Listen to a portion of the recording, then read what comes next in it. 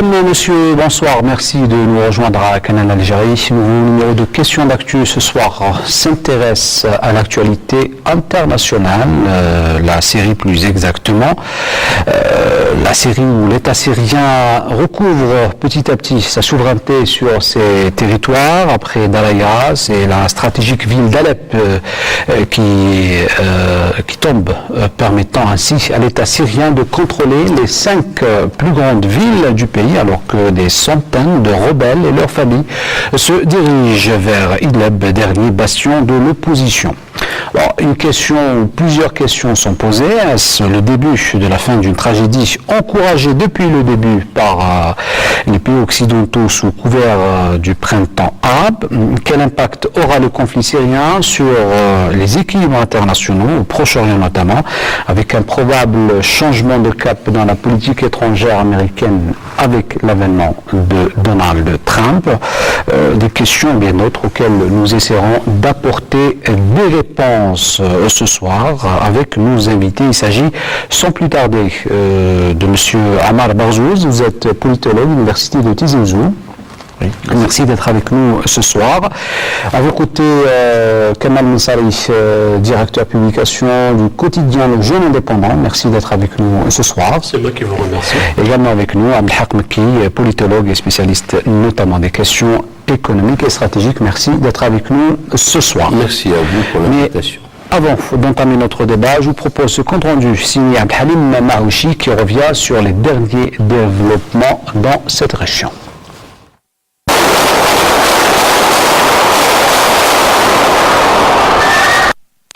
C'est une attaque qui vient éclipser l'accord pourtant tant attendu du Conseil de sécurité pour le déploiement d'observateurs à Alep. Le ouf de soulagement aura donc été de courte durée. La mort de l'ambassadeur russe à Ankara, victime d'une attaque à main armée menée par un inconnu, vient jeter le doute sur la suite des événements dans cette région meurtrie. En effet, le monde entier s'était réjoui de l'accord obtenu quelques heures auparavant par le Conseil de sécurité, un accord obtenu à l'unanimité et qui permet de déployer des observateurs onusiens à Alep pour y superviser les évacuations et évaluer la situation des civils. L'adoption de cette résolution proposée par la France marque le premier signe d'unité depuis des mois entre les grandes puissances mondiales, aux prises avec un conflit qui dure depuis mars 2011. La Russie avait menacé d'opposer son veto. Plus de 5000 personnes menacées par la faim et le froid ont pu quitter lundi le secteur assiégé d'Alep avant ce vote à l'ONU. Au total, depuis le début jeudi des évacuations de ce quartier de la deuxième ville de Syrie, au moins 14 000 personnes ont pu partir à bord de bus en direction d'autres zones dans le nord du pays, d'après les estimations de l'Observatoire syrien des droits de l'homme. Une opération qui devrait se poursuivre après l'accord onusien que certains qualifient de grande victoire. Mais de quelle victoire peut-on parler lorsqu'on connaît le bilan de 6 années de guerre, plus de 310 000 morts, des centaines de milliers de mutilés, des millions de déplacés et des villes complètement détruites?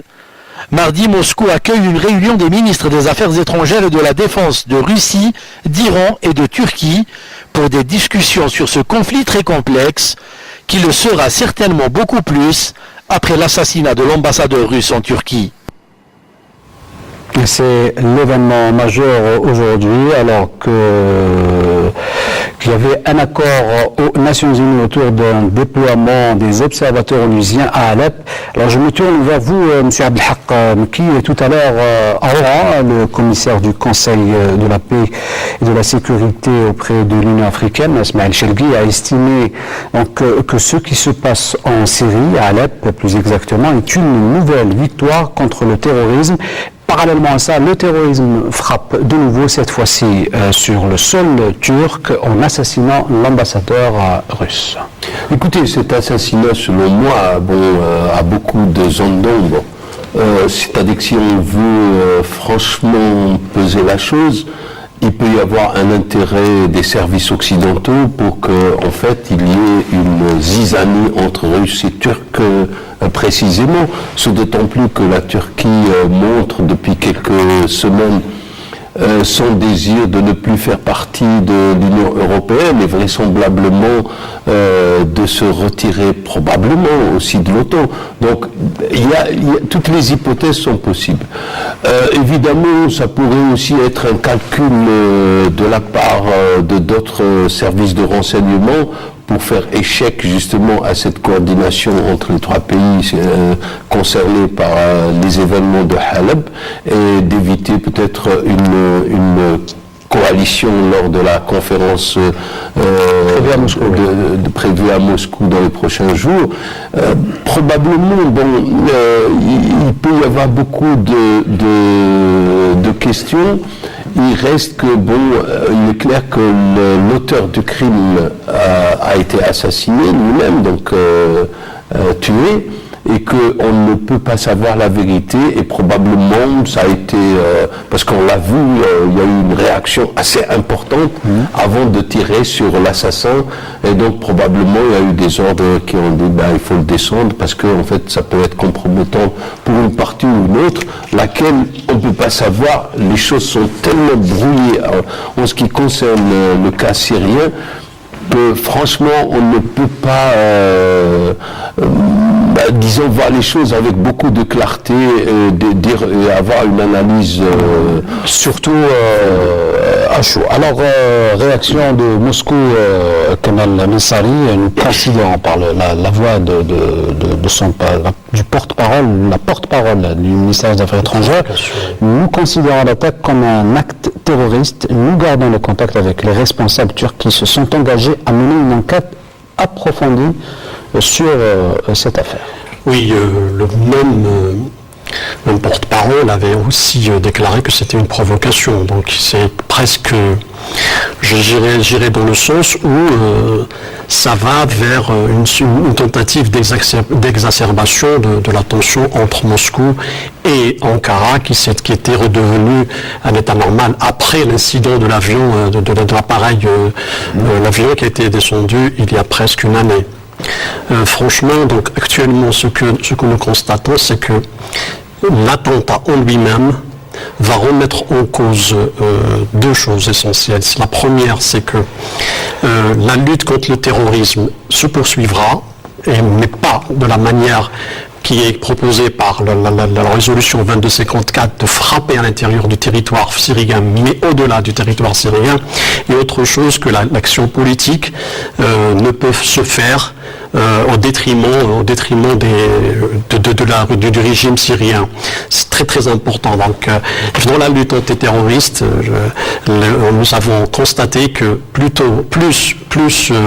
dans le cas syrien, plus on proposait la manière forte, plus on perdait du temps et plus on permettait aux groupes terroristes d'agir, que ce soit à l'intérieur de la Syrie c'est un acte individuel quand même. C'est un membre des forces de sécurité.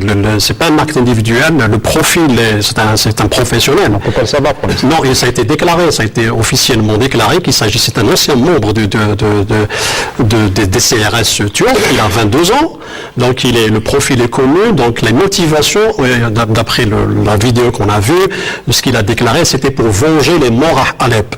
C'est-à-dire qu'ils ont été visés exclusivement contre l'intervention russe, parce qu'il y a une médiatisation, il y a un brattage médiatique, il y a surtout, presque dirons-nous, une manipulation des masses. Et ça peut poursuivre quelqu'un. Donc je pense qu'il a été manipulé par le battage médiatique féroce qui se fait. Il y a trop de mensonges qui circulent sur l'histoire, sur l'affaire, ce qui se déroule en Syrie, surtout à Alep. On est en train de fabriquer des images, on est en train de fabriquer des vidéos, et c'est ce qui produit une sorte de... sensible. On parlera tout à l'heure du traitement médiatique, notamment des médias occidentaux, mais pour essayer de comprendre un peu ce qui s'est passé à Ammar Borzouz et quel lien peut-on faire avec Alep, d'autant plus que l'assassin, le terroriste en question, évoque ce qui se passe dans la ville de Halab. Oui, tout à fait. Bon, à l'heure actuelle, en l'état des informations dont nous disposons, on ne peut pas vraiment avoir des réponses, mais plutôt beaucoup de questions.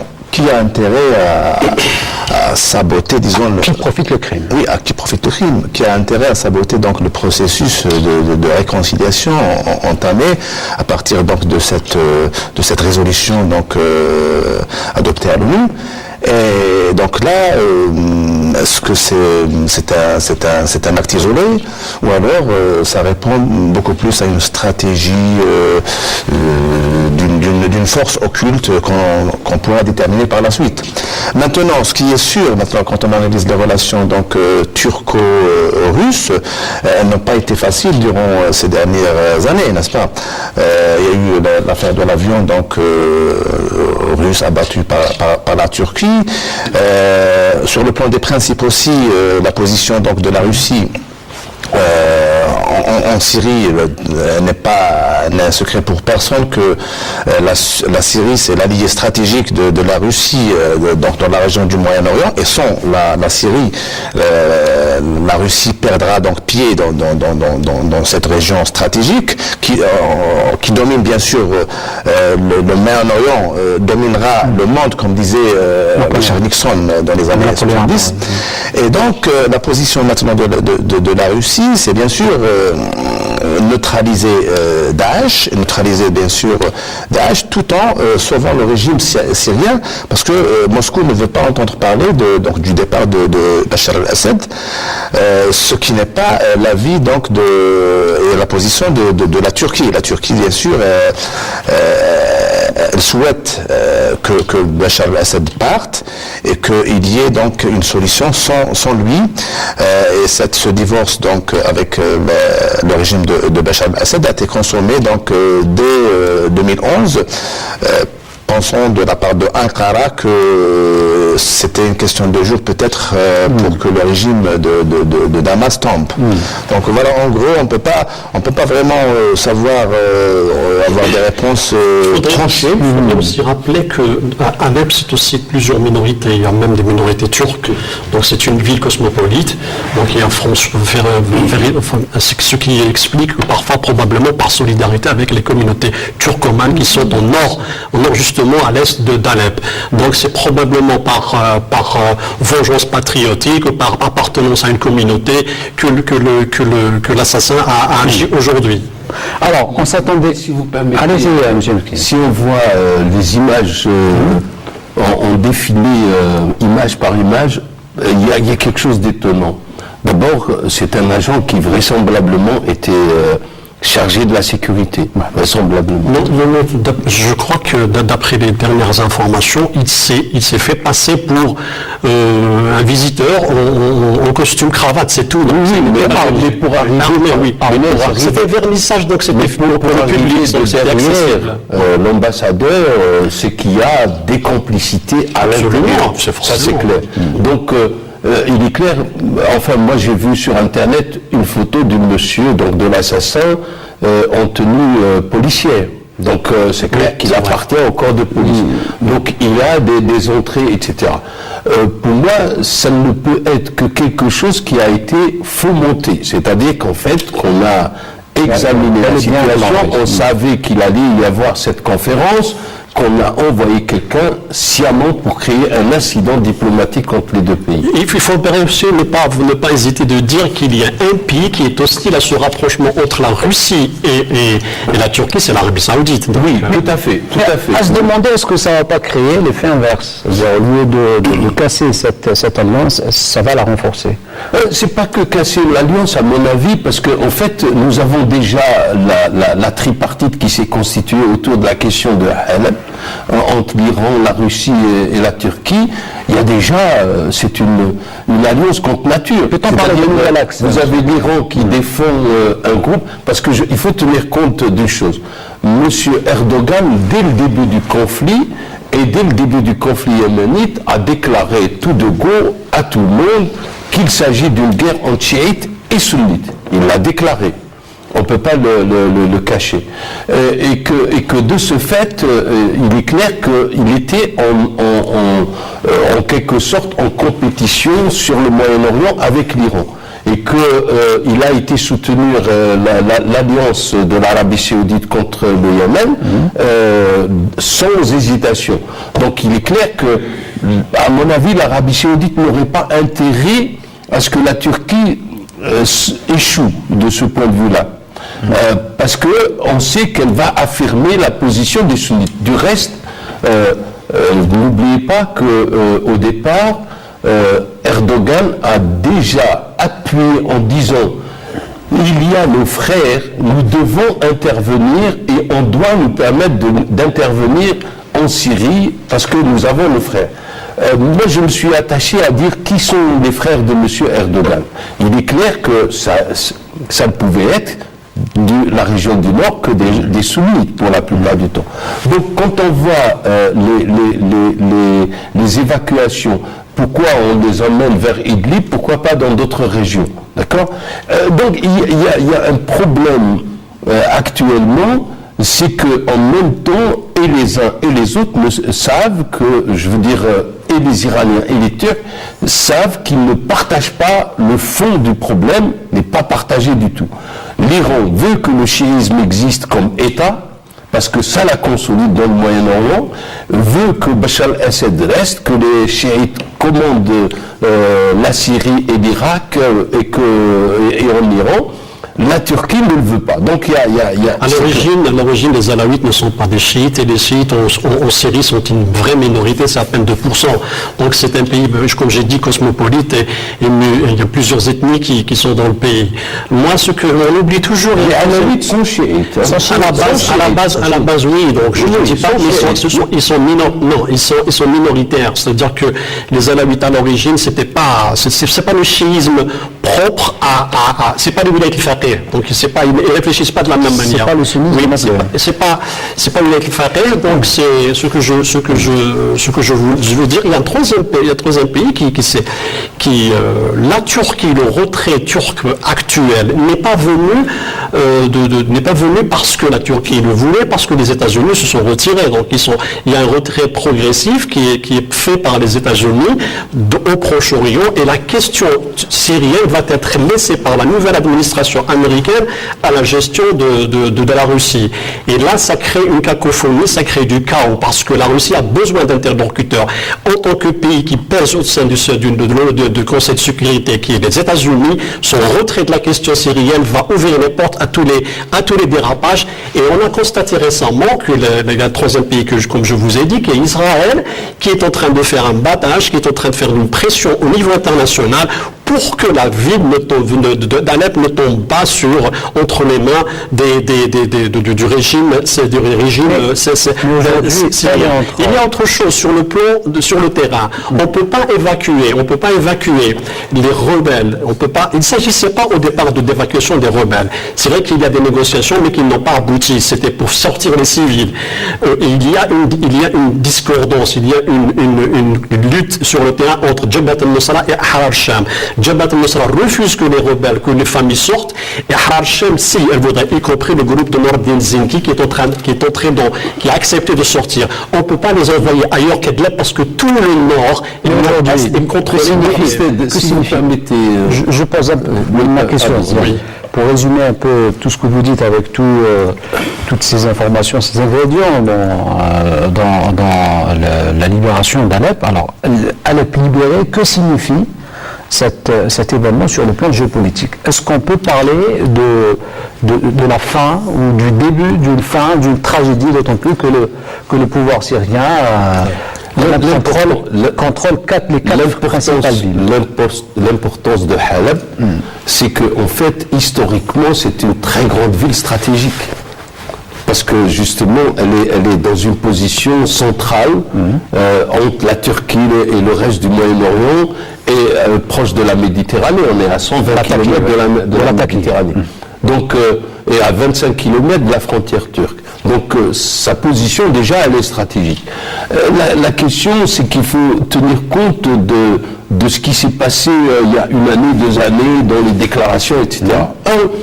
La Russie n'intervient que pour dire, écoutez, et je pense que Poutine a roulé M. Obama dans la farine en allant le voir à Washington en lui disant je veux intervenir pour casser du Daesh. D'accord? Est-ce que vous avez vu à Halep qu'on a cassé du Daesh? Non. En fait, on se rend compte aujourd'hui que toutes les attaques de la Russie se sont concentrées sur l'opposition syrienne. Puisque à Halep, ce n'est pas Daesh qui évacue Halep, puisqu'il n'y était presque pas, d'accord? Mais c'est l'opposition syrienne. Alors aujourd'hui, évidemment, ce phénomène, le résultat de ces phénomènes, c'est que l'opposition est obligée de négocier. Sa vie en tant qu'opposition, il ne tient qu'à ça. Maintenant, est-ce qu'elle va faire partie d'un gouvernement de coalition nationale? Reste, ce sera la volonté. On va demander l'avis de... Ce sera la volonté des Russes et de Bachar el-Assad. C'est ça le Alors, l'avenir de l'opposition syrienne avec la reprise d'Alep. Oui, alors je voudrais revenir, s'il vous plaît, à l'assassinat de l'ambassadeur russe et le lier justement à la bataille d'Alep. Alors, je crois qu'un autre message qui transparaît de l'assassinat, c'est celui-ci. Alors, si vous voulez savourer votre victoire militaire sur le terrain, eh bien, vous devez savoir que il y a encore des choses à faire et que la victoire donc diplomatique, vous ne l'aurez pas. C'est-à-dire que maintenant la Russie veut compléter sa victoire militaire par une victoire diplomatique, mais l'assassinat donc du diplomate russe est venu donc poser donc des questions sur cet état de fait. Alors par rapport à Alep, bien sûr, Alep est d'une position géostratégique très importante. C'est aussi. Bon, vous dites que c'est peut-être il n'y a pas d'éléments Daesh là-bas, mais on peut pas le savoir avec précision. Ils sont précisément à Raqqa, principalement à Raqqa. Alep, il n'y a pas Alep est contrôlé depuis le début par deux pas la proposition. L'opposition qui était l'ASL, l'armée syrienne libre, non, elle s'est repliée. C'est Jabhat al-Nusra et Ahrar Sham, qui s'est transformé en Jaysh al-Fath. Vous le savez, donc, le changement, en réalité, c'est Al-Qaïda. Donc, c'était l'ennemi juré de Daesh. Daesh, il était dans les périphéries, il était à Qaylamoun, il était dans la zone industrielle, parce que c'était contrôlé par les Tchétchènes, mais ils se sont retirés. Mais la ville, depuis il y a 6 mois, tous les membres de Jabhat al-Nusra se sont repliés à l'intérieur de l'est de la ville. Ils se sont repliés parce qu'ils étaient dans la périphérie. Les seuls qui étaient restés à la périphérie de la ville, c'était le groupe Nordin Zinki, plus Daesh et quelques groupuscules qui étaient comme le Front islamique qui a été décimé depuis 4-5 mois. Donc actuellement, ceux qui contrôlent, il y a deux vraiment groupes majeurs, c'est Jabhat al-Nusra et Ahrar al-Sham, qui sont à l'est. Mais actuellement, ils ne contrôlent que 10% de l'est de la ville. Attention, parce que les autres parties de la ville étaient depuis longtemps libres. Ce n'était pas toute la ville qui était sous contrôle des groupes armés, c'était que la partie est de la ville. Non, mais en évoquant Daesh, je voulais simplement rappeler que l'intervention de la Russie en tant que pour bombarder, c'était de bombarder Daesh. Elle ne l'a pas fait du tout. Avec Alep, elle ne l'a pas fait du tout. En fait, elle a bombardé de façon à évacuer l'opposition syrienne, peu importe Nusra ou tout ce qui pouvait être Pourquoi vous l'appelez opposition alors qu'il y a une liste de groupes terroristes? La Russie, il y a d'autres mouvements qui sont là. Il y a une liste. La Russie, elle s'est engagée en Russie, pas à Alep immédiatement, elle s'est engagée ailleurs. Elle a commencé par Palmyre et par Bedir Zur pour arriver à Alep et les régions de Homs. La Russie s'est engagée à Alep, mais sans résultat. C'est ça le problème. Attendez, s'il vous plaît, pour qu'on puisse s'entendre aux deux sens du terme. Il y a la résolution 2254 qui a été, il y a le couvert. La question, pourquoi il n'y a pas eu de résultat à Palmyre? Voilà, la Russie n'a pas eu de résultat à Palmyre. Et le problème, c'est que le manque de résultats faisait paraître la Russie dans la même situation que les forces occidentales. C'est-à-dire les forces occidentales nous disent depuis 3 ans, nous bombardons Daesh, etc., on va évacuer Daesh, et puis on s'est rendu compte, donc c'est la catastrophe. Vous avez eu accord à Washington? Non, Washington a été roulé dans la farine par Poutine. C'est-à-dire qu'en fait, il est parti en disant, moi je veux battre Daesh, d'accord, et que finalement, et je crois que la réaction d'Obama a été une réaction d'amour-propre à un moment donné. Il l'a fait il y a 3-4 mois quand il avait reçu Poutine, et il s'est rendu compte qu'il s'est fait rouler complètement dans la farine.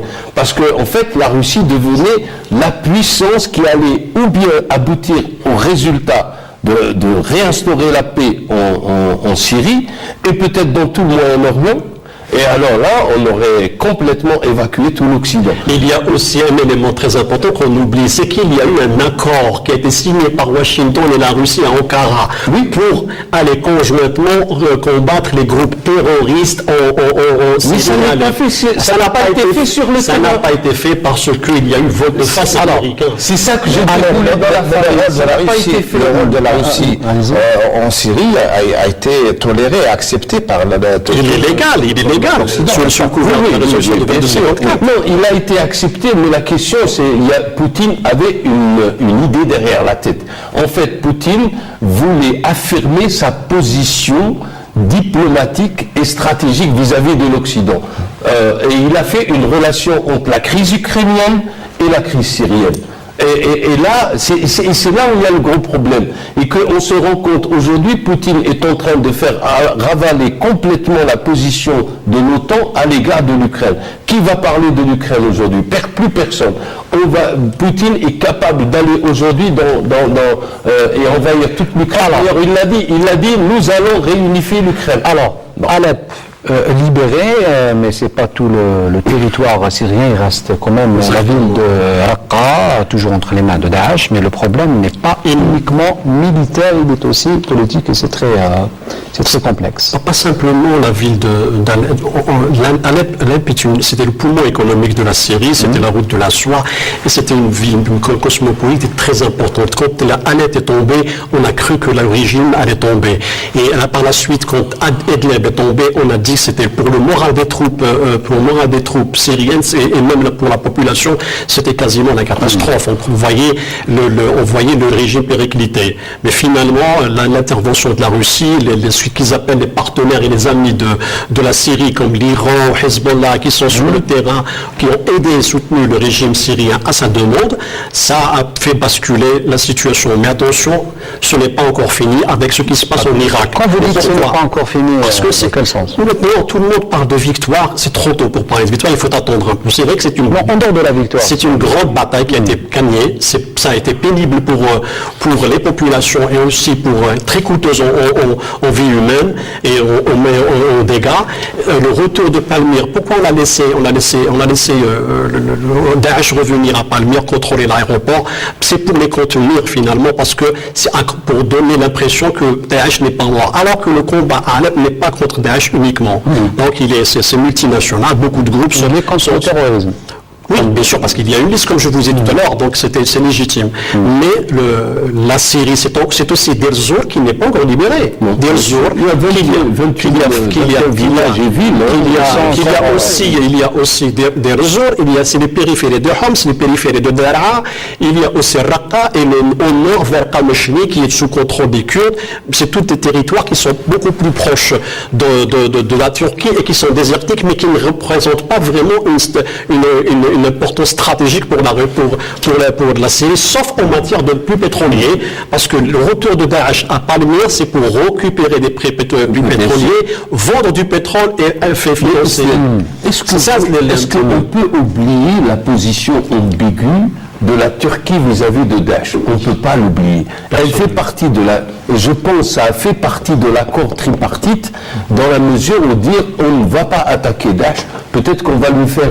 Elle a été accusée d'avoir soutenu quelque part. Voilà, le problème, c'est que la Turquie, depuis le début du conflit, elle a ménagé, et je reviens à ce que je disais tout au début, elle a ménagé Daesh. Parce que la Turquie a intérêt d'avoir un État sunnite. La divergence. Pourquoi la Russie soutient les chiites? Parce que la Russie a peur des États sunnites de sa fédération. Et donc, elle ne veut pas leur donner une importance d'avoir un État puissant. Et je crois que finalement, dans cette alliance tripartite, il y a des discussions qui ont lieu de dire on ne touche pas Daesh, on le laisse après sur lequel on peut s'entendre. Je ne sais pas comment on peut, quelle serait la solution, mais pour le moment, moi je ne vois pas, parce qu'il y a eu échec de la politique occidentale en Syrie totalement. Échec de la politique occidentale contre Daesh. Dans la mesure où on n'a même pas pu contrôler ceux qui partaient de chez eux comme volontaires chez Daesh. Et qu'aujourd'hui, ils sont confrontés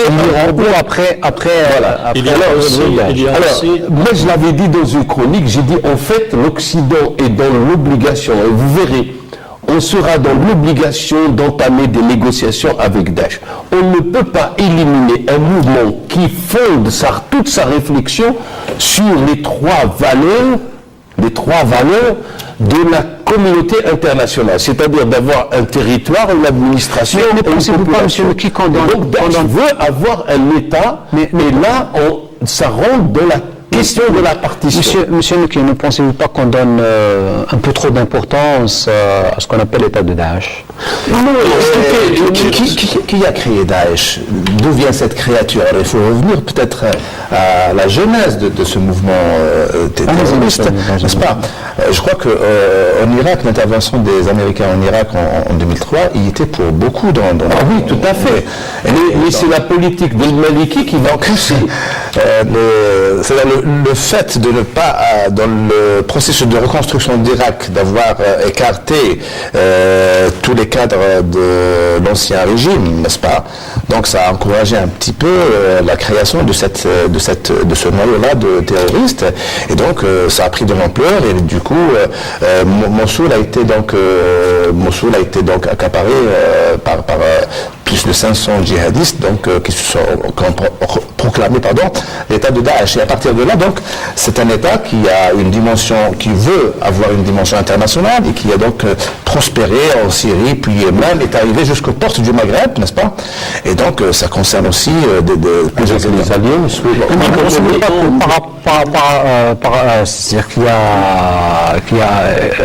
on est face à un traitement médiatique un peu particulier de la part des pays occidentaux qui ont fait en sorte d'amplifier un peu ce phénomène Daesh. Absolument, on est en train de faire intégrer dans les esprits des individus, des citoyens, de l'opinion internationale que on a commencé avec les atrocités des exécutions, les atrocités des exécutions commises par Daesh, des prisonniers, des populations, les lois imposées aux populations.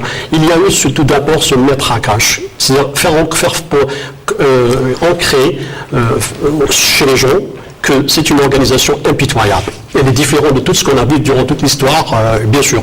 En toile de fond, montrer que l'islam, voici l'image de l'islam. Mais il faudrait que lorsqu'on parle de cette organisation terroriste, et qu'on essaie par tous les moyens de lui donner une consistance, de dire que c'est une étape avec laquelle il faut négocier.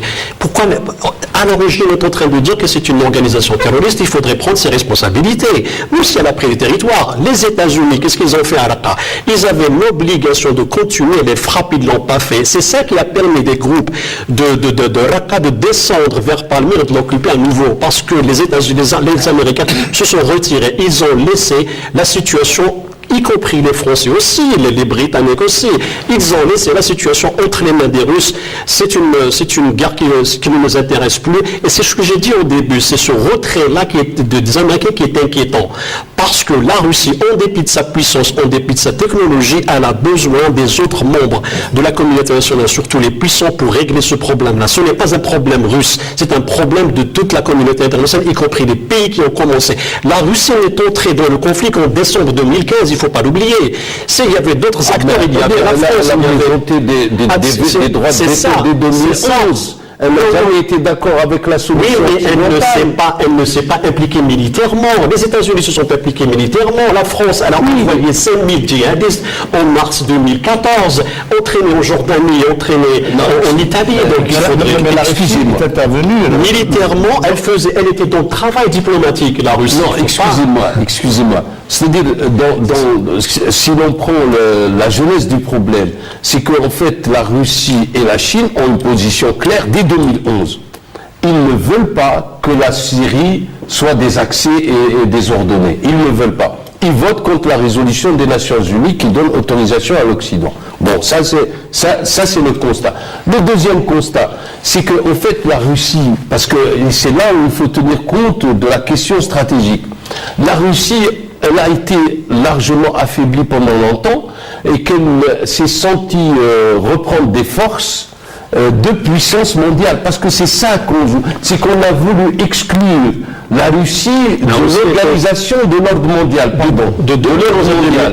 Et donc la Russie va retrouver sa place de l'ordre mondial, dans l'ordre mondial. Sur l'échiquier de Brzezinski. Voilà, et donc elle va essayer d'affirmer d'abord sa position dans l'affaire ukrainienne, et c'est à ce moment-là où on sent qu'il y a un lien qui va être fait avec la Syrie.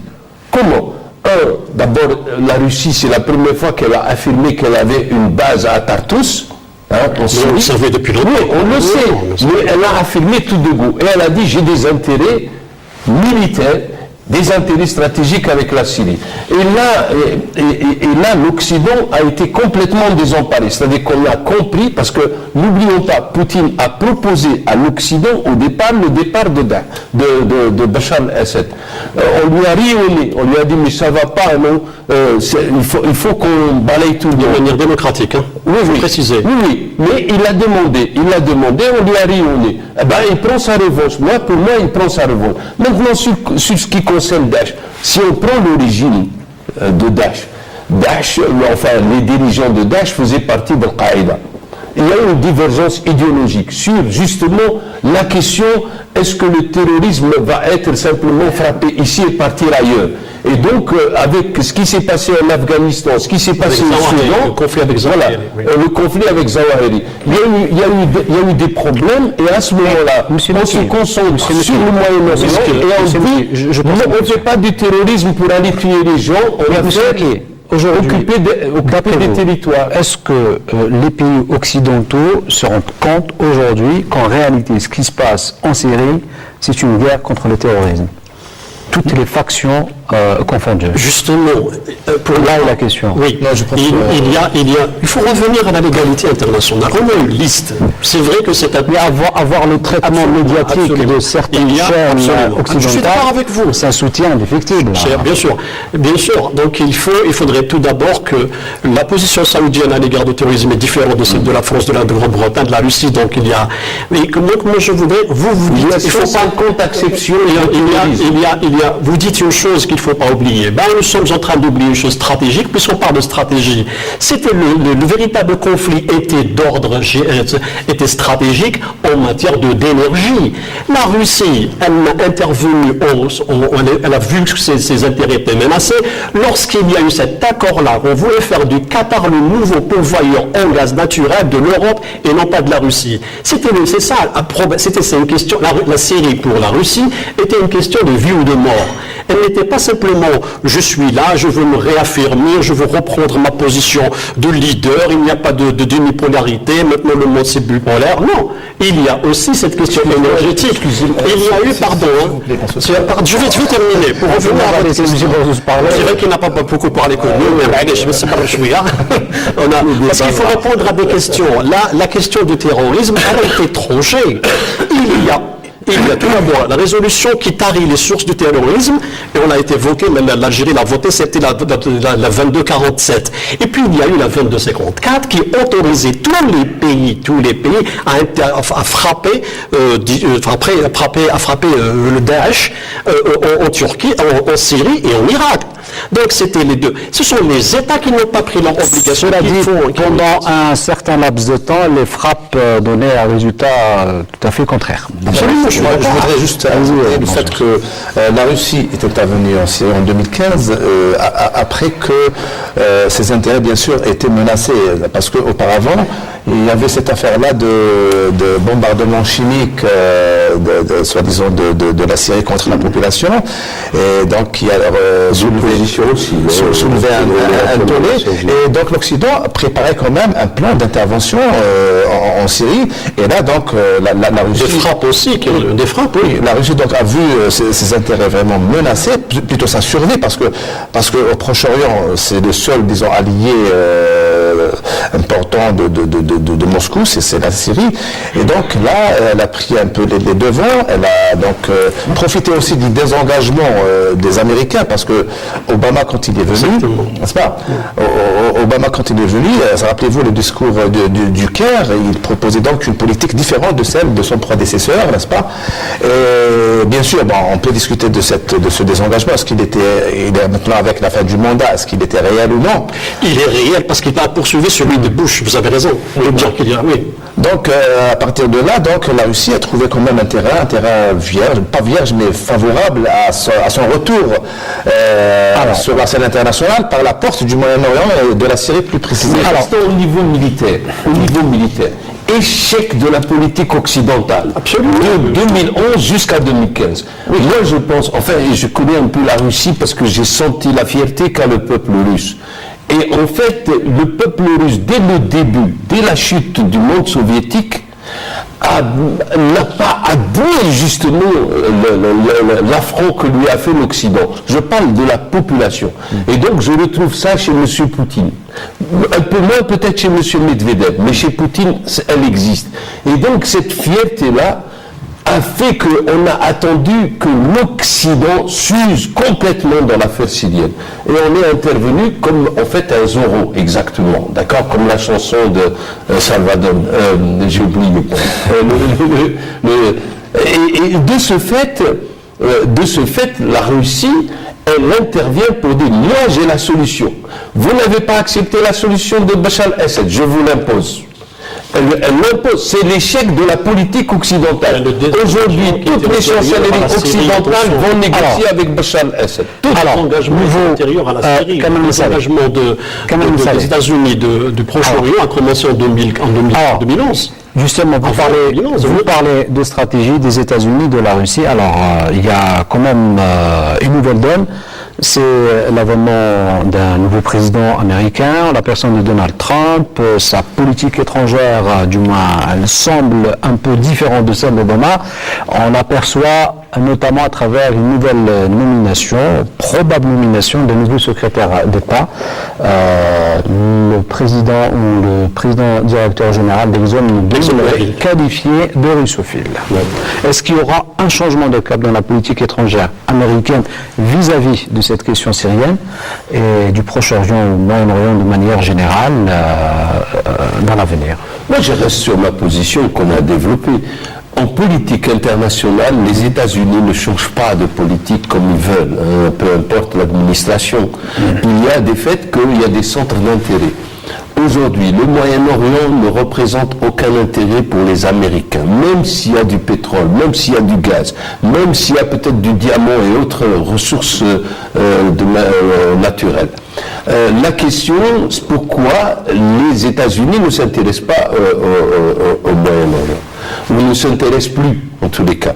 Parce qu'on assiste, qu'on le veuille ou pas, à une politique d'acclimatation avec Israël, qu'on le veuille ou non. Aujourd'hui, la conscience arabe, même des peuples arabes, tout le monde admet plus ou moins, même si on continue à soutenir la Palestine que verbalement pour la plupart du temps.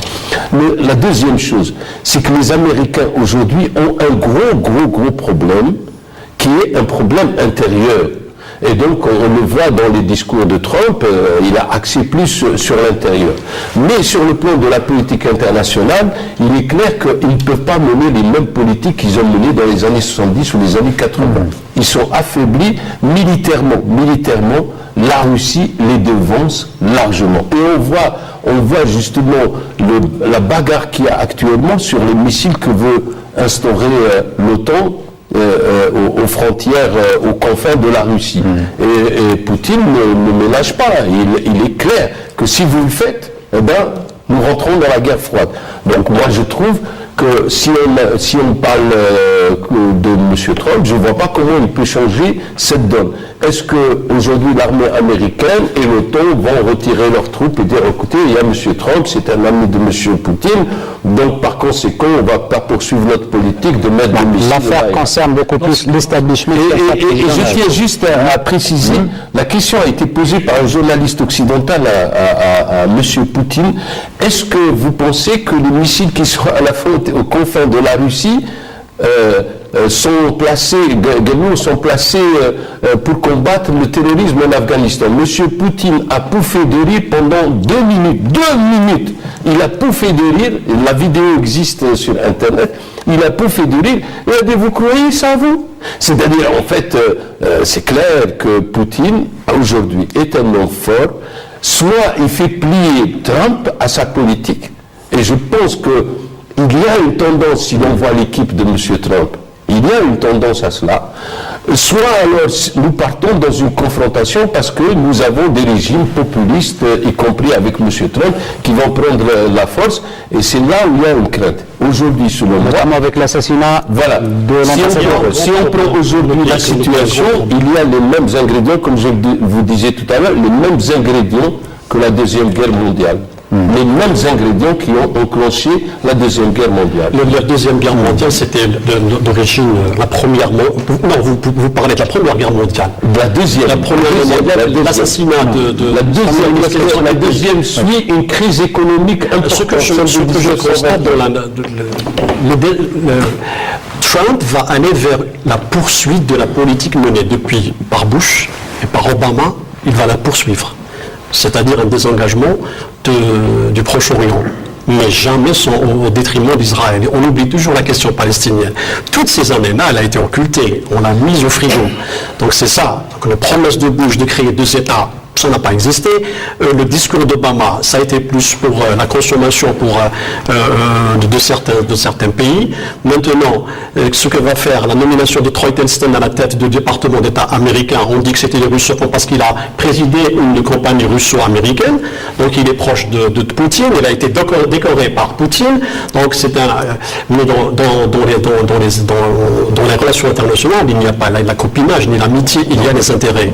Actuellement, est-ce que maintenant, un homme d'énergie, qui a beaucoup de connaissances, qui a un excellent réseau d'amis, est-ce que c'est pour apaiser la tension justement avec la Russie et se concentrer sur autre chose, qui est la politique intérieure? N'oubliez pas, quand on lit le discours, quand on suit le discours de Trump, il a été un discours plutôt populiste, mais quand on regarde la plateforme du Parti républicain, c'est différent. Donc, on est en train de dire que le conflit du Proche-Orient on ne peut pas faire un désengagement au détriment d'Israël. Donc la question israélienne reste toujours vitale pour l'administration américaine, pour l'establishment américain, quel que soit le bord.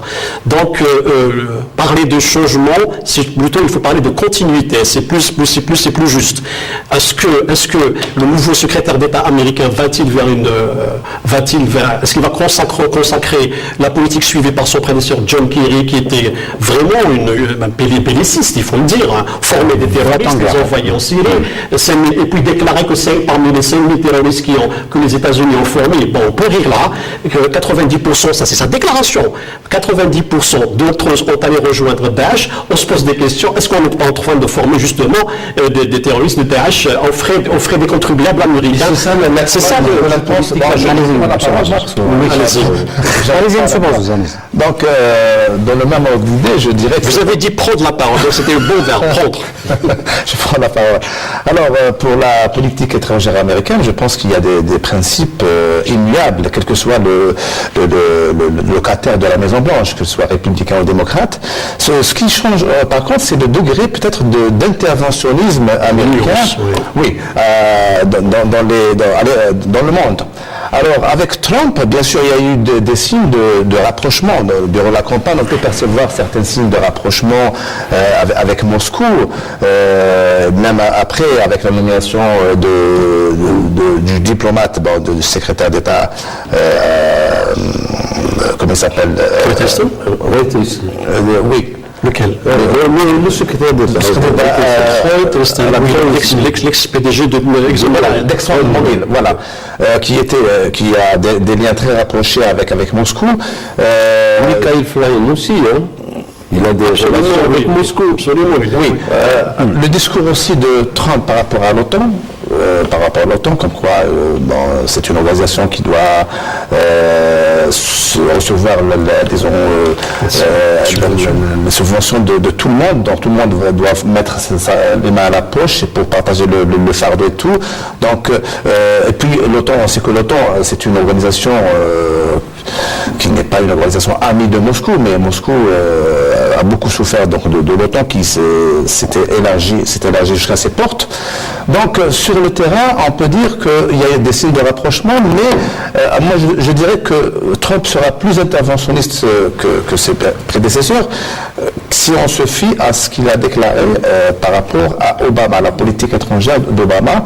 Disons que Obama est intervenu ou bien tous les présidents des États-Unis auparavant sont intervenus dans plusieurs endroits du monde, mais ils ne sont pas allés jusqu'au bout, c'est-à-dire qu'ils ont fait sauter des présidents, des chefs d'État. Car les objectifs sont flous. Voilà, mais ils n'ont pas poursuivi, ils ont laissé les choses telles quelles, ils ont permis donc à d'autres acteurs d'émerger comme les terroristes de Daesh, etc. Vous pensez à l'Irak. Voilà, à l'Irak, et je pense que Trump aura peut-être, partira dans ce sens-là, de continuer à intervenir. Est-ce qu'il peut le faire? Est-ce qu'il peut le faire avec beaucoup plus de concertation? Est-ce qu'il peut le faire avec beaucoup plus de concertation avec le nouvel acteur fort dans la région, à savoir la Russie? Absolument, il n'a pas le choix. C'est-à-dire, pour moi, la première déclaration, lorsqu'on lui a posé la question sur la question syrienne, il a dit: je laisserai le jeu, je laisserai le terrain, Trump, et je laisserai le terrain russe. Mais je combattrai Daesh. Il y a une nuance. Il a dit: je combattrai Daesh. Il n'a pas dit: je vais serrer le verrou russe ou bien faire exactement comme a fait l'administration Obama, qui pour lui a fait perdre aux contribuables américains énormément d'argent. Mais il faudrait prêter attention à un acteur qui va perdre beaucoup, qu'on oublie, c'est l'Europe. La politique américaine actuellement, son désengagement est en train d'affaiblir l'Europe. L'un des grands perdants de cette stratégie russo-américaine ou bien de la tripartite, c'est l'Europe. Est-ce que cela n'est pas dû à la diplomatie française? Absolument. Actuellement, il y a un discours, il y a un débat en Europe où on est en train de dire aux Européens: vous avez couru derrière les États-Unis, voilà ce que vous en êtes. Et c'est ça qui a fait émerger les courants dits nationalistes qui veulent se recroqueviller sur eux-mêmes et qui dans Trump se sert d'exemple. C'est-à-dire que ces courants-là nationalistes qui vont devenir je pose une question directe. Est-ce que le fait d'avoir annulé une visite du président russe à Paris ne s'inscrit pas dans cette Alors, dans tous les cas, c'est un véritable pied de nez à la diplomatie française et à l'Occident. C'est une erreur. Non, c'est un pied de nez, c'est-à-dire qu'il s'est moqué littéralement de l'Occident, Poutine, à ce moment-là. En fait, c'est pas la première fois. Et c'est pas la première fois.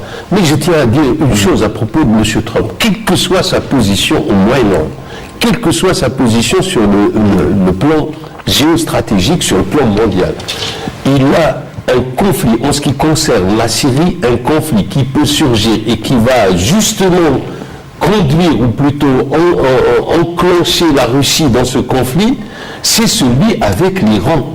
M. Trump a déclaré qu'il reviendrait sur un accord. Alors, juste 2 secondes pour préciser. On ne peut pas dénoncer un accord sans en tous les cas, raison valable en droit international. Donc la dénonciation, il faut dire, ben voilà, il y a eu dol, il y a eu vol, il y a eu pression, etc. Donc si ça se passe, quelle serait l'attitude de l'Iran? Et quelle serait l'attitude de la Russie dans le cadre de cette alliance avec? Et quelle serait l'attitude de la Turquie? N'oublions pas que la Turquie, en 2011, a fait l'affront à toutes les puissances de l'OTAN en leur disant: vous n'utiliserez pas mes bases pour aller bombarder la Syrie. D'accord? Donc nous sommes, à mon avis, et ça, M. Trump doit en tenir compte. En tous les cas, si j'étais dans le giron de la politique américaine, j'aurais dit ça. Il faut faire attention, parce que là, on sent que la Turquie est en train de pencher complètement vers l'Est.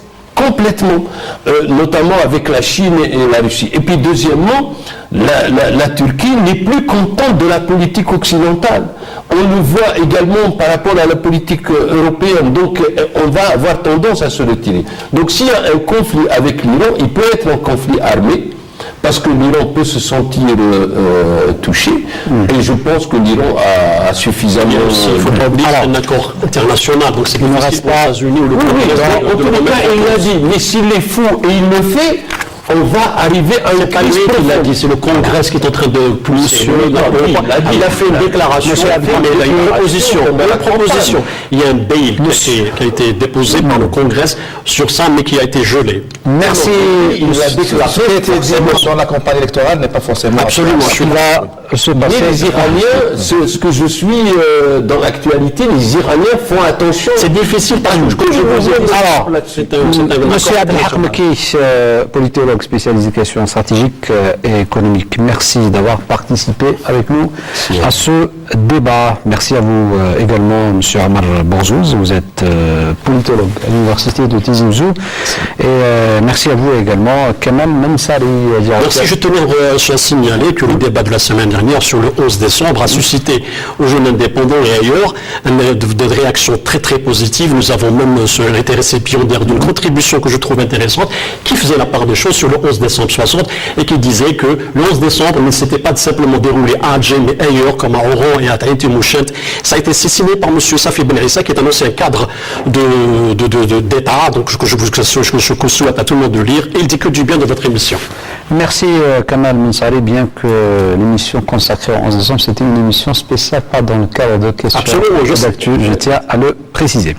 Merci donc à vous, madame, monsieur, de nous avoir suivis. On espère vous retrouver la semaine prochaine pour un nouveau numéro de questions d'actu. Je vous dis au revoir et bonne soirée.